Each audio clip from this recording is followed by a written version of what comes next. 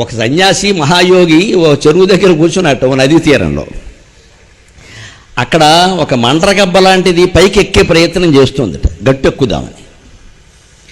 అది మండ్రగబ్బ కరిస్తే భయంకరం కదా అది. కానీ పాపం ఈయన సన్యాసి కదా, యోగి కదా, సర్వసంగ పరిత్యాగి, అన్ని భూతాలు ఒకటే.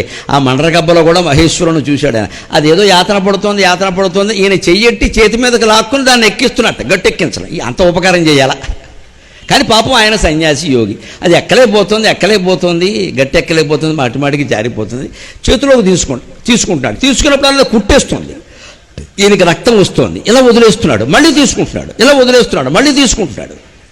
ఇదంతా ఒక గోవులు కాసుకునేవాడు చూసేట, గొడ్ల కాపరి చూసి వెంటనే వచ్చి, ఏమయ్యా నువ్వేదో చదువుకున్న వాళ్ళే ఉన్నావు, కాషాయం కట్టుకున్నావు, యోగిలా ఉన్నావు, మెదడలేదా?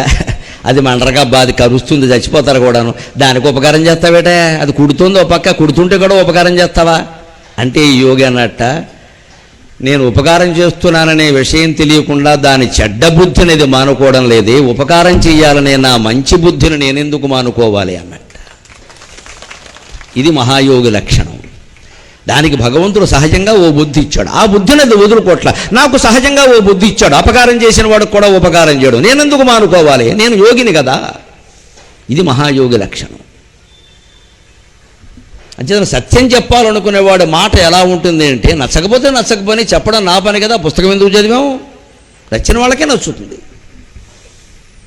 అందరినీ ఎవరి బాధ్యతలు వారు చేయడం మానేసి, అదుపులో పెట్టవలసిన బాధ్యతలను కూడా అదుపులో పెట్టకుండా మానేసి, మొత్తం అన్నీ వదిలేసి దేవుడా నువ్వే దిక్కంటే దేవుడేమంటాడు? ఆయనకేం పని? పోతే పోనీ, ఉంటే ఉండని. మన పిల్లలు మనకా ఆయనకా? ఎన్ని పాపాలైనా చేయండి దేవుడు క్షమిస్తాడంటే ఆ మాట నచ్చుతుంది. మీ బాధ్యతను మీరు సక్రమంగా చేయమంటే నచ్చదు. కానీ నా జాతకం ఏమిటో నచ్చని మాటలు చెప్పడమే నాకు నచ్చుతుంది. మరి మీ పద్ధతి మీరు మార్చుకోనంటే నా పద్ధతి నేను మార్చుకుని దానికే ఉంది. చెడ్డ పద్ధతే మారినప్పుడు మంచి పద్ధతి ఎందుకు మారాలండి?